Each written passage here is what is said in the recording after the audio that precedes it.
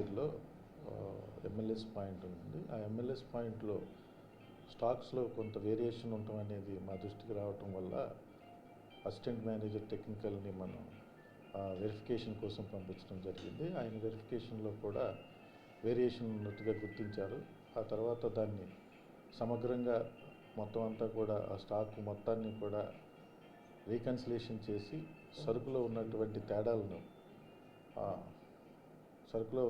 తేడాలను గుర్తించి పై అధికారులకి నివేదిక సమర్పించడం జరిగింది.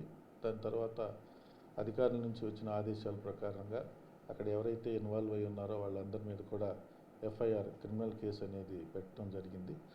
పోలీసు వారు దాన్ని ఎంక్వైరీ చేస్తూ ఉన్నారు. ప్రజెంట్ పట్టుకోవటం లారీలు సీజ్ చేయటం అనేది ఏం లేదండి. అక్కడ అవకతవకలు అంటే కొన్నిటిని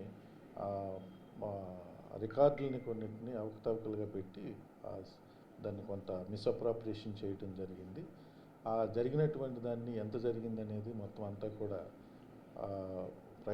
ఫైండ్ అవుట్ చేయటం జరిగింది. దాని డీటెయిల్డ్ రిపోర్ట్ కూడా ప్రధాన కార్యాలయానికి సబ్మిట్ చేశాము. తర్వాత ఇక్కడ లోకల్లో ఉన్న జాయింట్ కలెక్టర్ గారికి కూడా సబ్మిట్ చేయడం జరిగింది.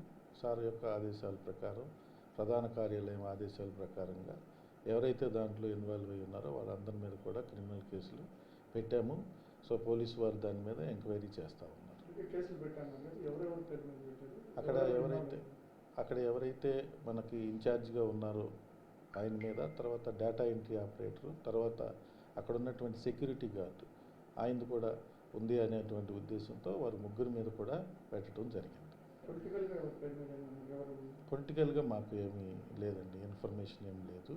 మాకు ఏదైతే అక్కడ ఎవరికైతే మేము అప్పచెప్పామో ఆ స్టాక్స్ని వాళ్ళు దాన్ని దుర్వినియోగం చేశారు. అది వాళ్ళు ఎవరి ద్వారా చేశారనేది మాకు దాని మీద అంత ఇది లేదు. అది సింగిల్ కాస్ట్ అయితే 1 crore అండి. డబుల్ ది ఎకనామిక్ కాస్ట్ అంటే పెనాల్టీ పరంగా వేస్తే 2 crores అవుతుంది.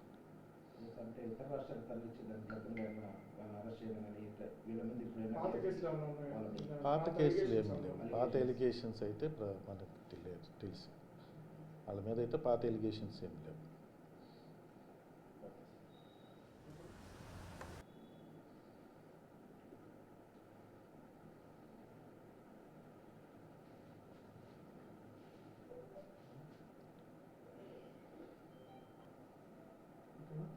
Okay.